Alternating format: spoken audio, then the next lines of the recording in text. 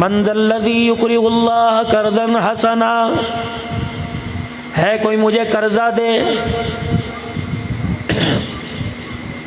میرا آپ کا ذہن یہ تصور نہیں کر سکتا، فکر نہیں کر سکتا، ذہن مانتا کوئی نہیں، دماغ میں آتا کوئی نہیں۔ زمین و آسمان کا مالک، سورج چاند ستاروں کا مالک، ساری دنیا کی دولتوں کا مالک، لہو مقالید السماوات والارض، للہ ما فی السماوات والارض، للہ ملک السماوات والارض، من ذا الذی یشفع عندہ الا باذنہ، ساری کائنات کا مالک، زمین آسمان کا نظام چلانے والا، سورج چاند کو جس کے تابع ہیں ان کی روشنی تابع ہے، سمندروں کی لہریں جس کے تابع ہیں، میرے عزیزوں سارے خزانوں کی کنڈیاں اس کے ہاتھ میں ہیں، پھر بھی وہ پروردگار عالم آپ سے میرے سے 10 روپے مانگ رہا ہے۔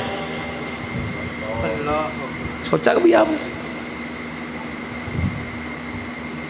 فَيُضَاعِفَهُ لَهُ أَضْعَافًا كَثِيرًا، میرے بندے تو 10 دے، اس 10 کے بدلے میں تجھے قیامت کے دن اتنا دوں گا کہ تیری جھولی تنگ پڑ جائے گی۔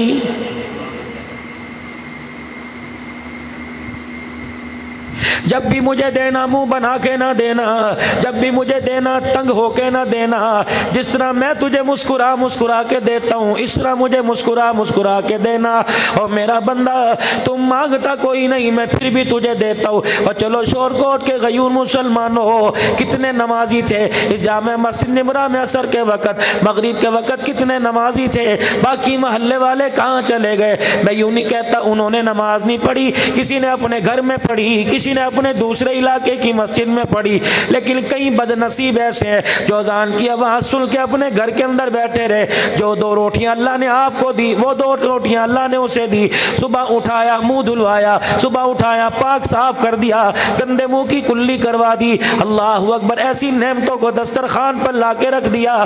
یہ نعمتیں اگر تجھے خریدنی پڑ جائے، یہ نعمتیں اگر تجھے تلاش کرنی پڑ جائے، مارا پھرے گا، تیرے پیروں کی ایڑیاں پھٹ جائیں گی، یہ تجھے نعمتیں نہیں ملیں گی۔ وہ مالک کائنات سجدہ کرنے والوں کو بھی عطا کر رہا ہے، سجدے کا انکار کرنے والوں کو بھی عطا کر رہا ہے۔ میرے عزیزوں 8 ارب کے قریب آبادی ہے جس میں صرف 2.5 ارب کے قریب مسلمان ہے، باقی میرے عزیزوں 5.5 ارب یہودی نصرانی ہے، 5.5 ارب کافر ہے۔ رات کو سب کو سلایا پیٹ بھر کر، صبح سب کو اٹھایا خالی پیٹ، لیکن اگلے دن سونے سے پہلے اللہ نے ایمان والوں کو بھی کھلایا اور بغیر ایمان والوں کو بھی کھلایا۔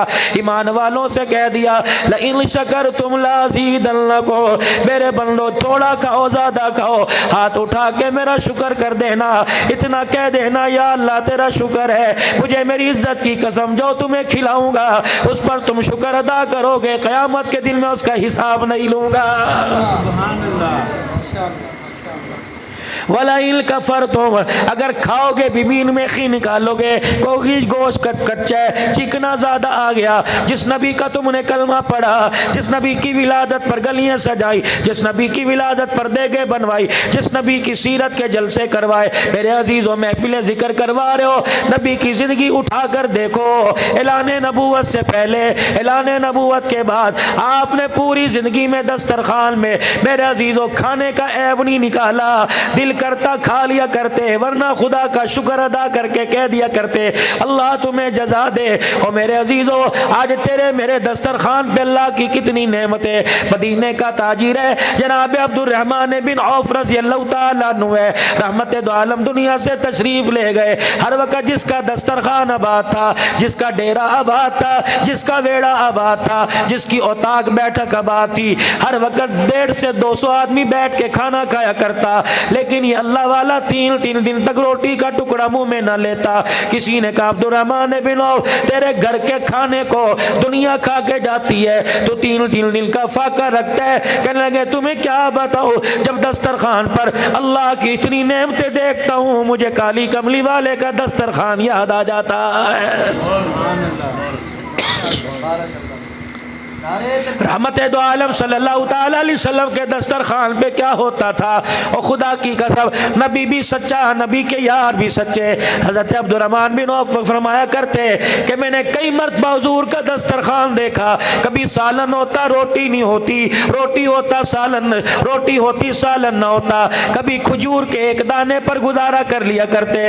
جناب سیدہ فاطمہ الزہرا رضی اللہ تعالی عنہ کا روزہ، حضرت علی کا روزہ، حضرت حسن و حسین رضی اللہ تعالی عنہما کا روزہ، افطاری کا وقت آیا، حضرت علی 4 روٹیوں کا آٹا لے آئے، اما فاطمہ نے جلدی جلدی سے آٹا گوندھ لیا، پھر روٹیاں پکا کر افطاری کے لیے دسترخوان پہ رکھ دی۔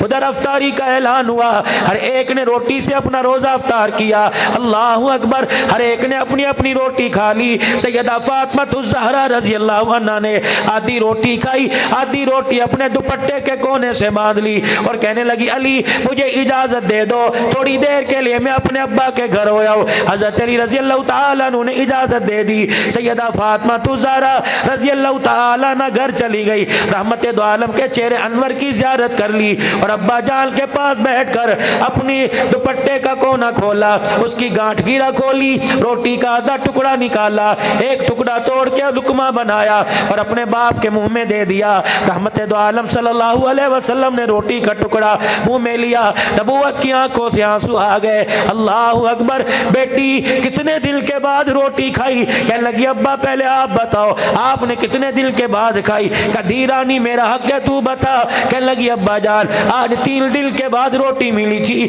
آدھی کھائی آدھی کھانے لگی، مجھے میرا ابا یاد آ گیا اس لیے میں روٹی اٹھا کے آپ کے پاس لے آئی۔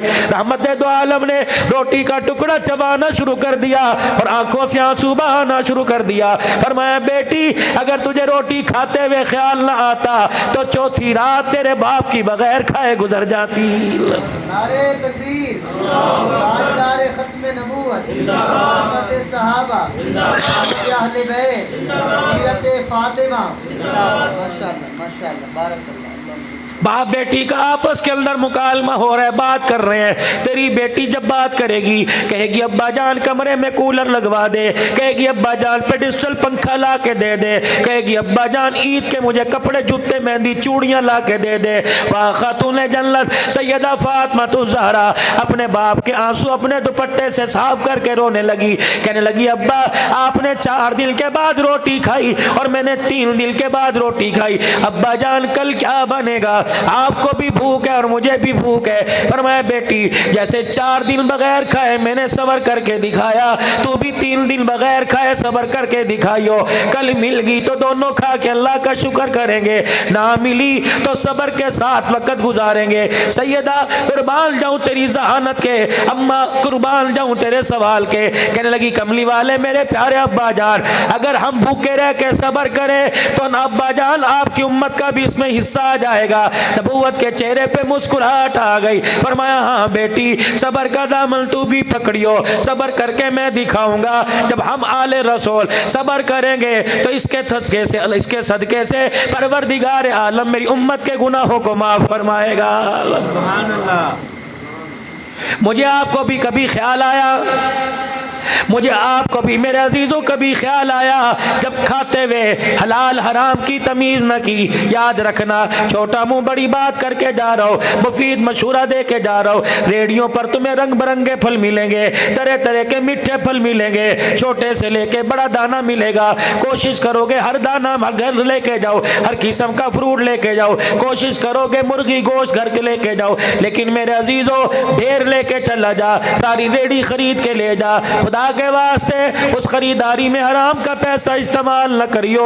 اگر 1 پیسہ بھی تیرے 100 روپے میں حرام کا چلا گیا، روٹی تو سارا خاندان کھائے گا، روٹی تو سارا کنبہ کھائے گا، امی جان بھی کھائے گی، فروٹ تو بھائی جان بھی کھائے گا، لیکن 1 لقمہ حرام کا چلا گیا۔ اللہ کا قرآن کہتا ہے، علماء اکرام نے فرمایا اگر 1 لقمہ حرام کا چلا گیا تو تیری 3 نسلوں کو برباد کر کے رکھ دے گا۔ کوئی عالم پیدا نہیں ہوگا، کوئی حافظ हाफिज पैदा नहीं होगा, कोई माँ बाप का फर्मा बरदार पैदा नहीं होगा, कोई मुसल्ले का वारिस पैदा नहीं होगा, कोई कुरान को सीने से लगाने वाला नहीं आएगा। मेरे अजीजों, अगर कुरान का हाफिज बन गया तो बाअमल नहीं होगा, कारी बन गया तो कुरान भूल जाएगा।